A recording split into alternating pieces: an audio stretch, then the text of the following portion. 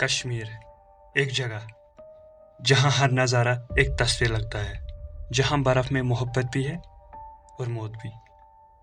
लोग कहते हैं ये सिर्फ एक वैली है, पर कुछ कहानियाँ इस ज़मीन के नीचे छुपी है।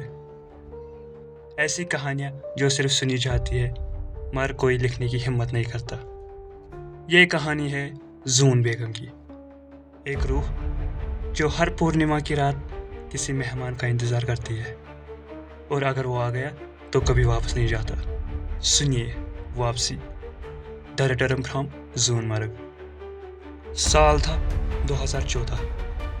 कश्मीर के पुलवामा डिस्ट्रिक्ट में एक यंग बॉय था, नाम था समी उल्लाह यानी समी। कॉलेज के बाद वो अपनी माँ के साथ रहता था। उसका एक बेस्ट फ्रेंड था इमरान, जो फॉरेस्ट डिपार्टमेंट में टेम्पोररी रेंजर था। एक दिन इमरान ने समी से कहा, चलना समी, इस हफ्ते कहीं कैंपिंग करने चलते हैं जूनमर्ग। समी हैरान, जूनमर्ग? वही जहाँ लोग कहते हैं कि कोई रूह बसती है, जहाँ से लोग कभी लौट के नहीं आते। इमरान, पागल है क्या? वो सब पुरानी कहानियां हैं, चलना एडवेंचर होगा। समी ने झूठ बोलकर माँ से छुट्टी ली और दोनों निकल पड़े एक 3 दिन की ट्रैक के लिए। जूनमर्ग की डायनेस फॉरेस्ट और ग्लेशियर्स की तरफ थी। पहले दिन ठीक था।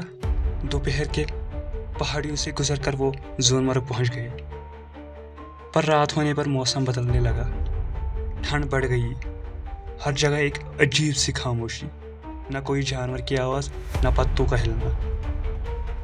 इमरान फायरवुड लेने गया। समी टेंट के पास बैठा था, तभी उसने देखा कुछ 200 मीटर दूर एक लड़की सफ़ेद फेरन में एक पेड़ के पास खड़ी थी। उसका चेहरा छुपा हुआ था, बस लंबी छोटी झलक रही थी।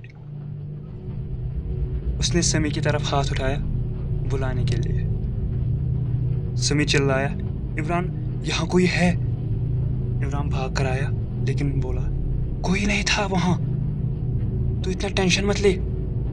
पर समी का चेहरा सफ़ेद पड़ चुका था। उस रात उसने ठीक से नींद नहीं ली। दूसरी रात बर्फ़ गिरने लगी। दोनों ने टेंट में रात गुजारने का सोचा। 12:30 बजे समी ने एक आवाज़ सुनी, घुंघरू की। उसने देखा एक औरत टेंट के बाहर नाच रही थी। बर्फ़ में नंगे पैर, सफ़ेद फेरन, आंखों में लाल रोशनी। आंखों से सीधा समी की रूह तक चली गई। वो चिल्लाने जा रहा था, लेकिन मुंह से आवाज़ नहीं निकली। तभी जूना बेगम ने बोला, वापस क्यों आए हो? मैंने तो सबको भूल जाने को कहा था। इमरान उठा, समी बेहोश था।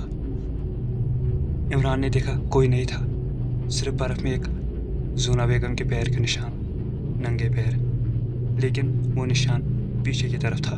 उल्टे पैरों का निशान थे, जैसे कोई पीछे की तरफ चल रहा था। अगली सुबह वो गांव वापस लौट गए। समी की हालत ख़राब थी, बुखार, आंखों में डर और बार बार एक ही बात। उसने कहा, वापस मत आना। इमरान ने सोनमर्ग के लोकल पीर गुलाम से मिलने का फैसला किया। पीर गुलाम ने कहा, तुम लोग जहाँ गए थे वहाँ कभी जून बेगम का महल था। वो मुगलों के वक़्त की एक रानी थी, जिसे उसके पति ने वहाँ मार दिया था। उसका खून बर्फ़ में मिला और अब हर पूर्णिमा की रात उसकी रूह अपने रक़स से इंसान को बुलाती है।